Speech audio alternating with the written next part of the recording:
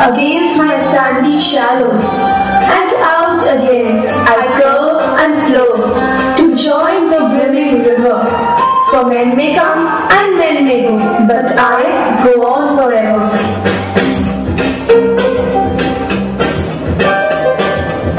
प्यार यूं बरसता तुम्हारा सब पे, हरियाली ही हरियाली समा जाए जहां में। सुर ऐसे कलकलाहट से तुम्हारी धुन पे, सुन उसको मदमस्त हो जाए हर कोई उसमें। मिसाल निरंतरता की है तुम पे, भेद जो है हम सब में, नहीं झलकता अंश मात्र भी तुम में। प्रकृति में है जीवन तुम पे, सच ये है समाया तुमने। बिखेरती रहो जीवन यूं ही इस धरा पे, नाम क्या है तुम्हारा छुपा ना पाऊंगी अपने। नदिया नदी तुम हो प्यारी हर जगह इस जगत में।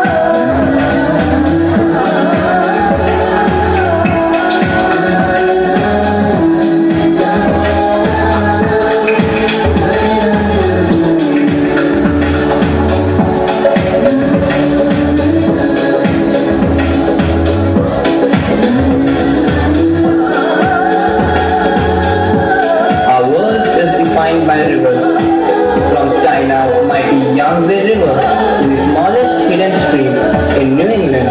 Rivers unfurl across the land like a network of great blue ribbons, joining nations and drawing people together. Water flowing through the rivers is no less than the earth's lifeblood. It supports economy, nourishes the health of its people and wildlife. Yes, it is very true. Rivers sustain life, are the lifeline of our country. But what have we done to them? We built civilizations around them, built dams to stop the unstoppable. We tapped them like the holy Ganges, called them mother, and yet used them as a symbol. अत्याचार हो रहे हजार तुम पे, पर विहलता न झलके तुमने, छलकती है सदा निर्मलता तुमने। गुस्सा हो जाती हो जब तुम हम पे, नहीं है सेना किसी के वश पे। वेग बल जो है तुमने, उसका नहीं सानी कोई और विश्व में।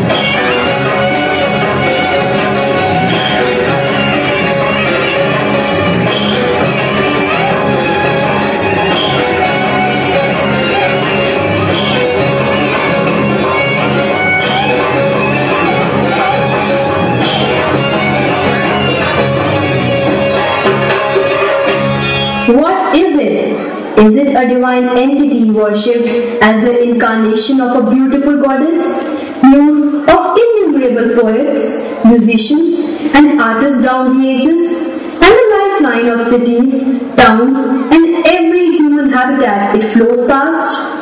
Or is it a mobile dump yard of untreated sewage and poisonous effluents, horrifying to look at and dangerous to be around.